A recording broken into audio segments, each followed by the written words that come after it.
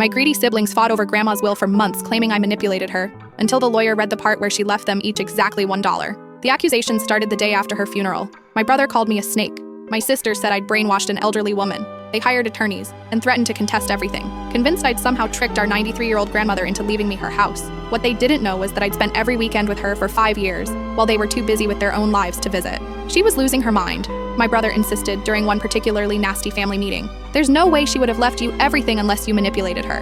My sister nodded vigorously. We have as much right to that inheritance as you do. More, actually, since we're older.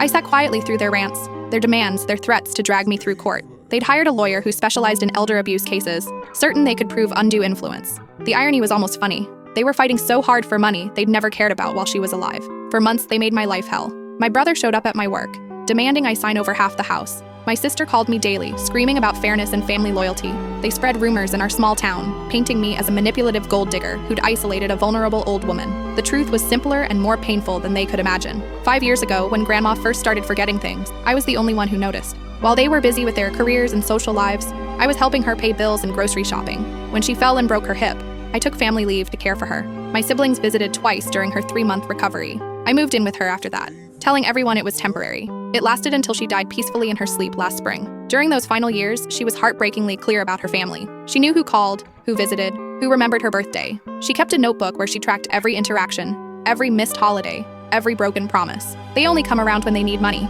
she told me one afternoon. But you're here because you love me. The will reading was scheduled for a Tuesday morning. My siblings arrived with their lawyer, armed with documents and determination. They were so confident they'd already started planning how to split the property. Mr. Fitzpatrick, Grandma's attorney for 40 years, adjusted his glasses and began reading. The house, the savings, the antique furniture, all to me. My siblings' faces grew redder with each item. Then came the part they weren't expecting. To my remaining grandchildren, who showed me through their actions what family truly means, I leave $1 each, the exact value of their presence in my final years. The silence was deafening, but Grandma wasn't finished. Mr. Fitzpatrick continued reading her personal message, which she dictated and signed in front of witnesses. I was not manipulated or confused.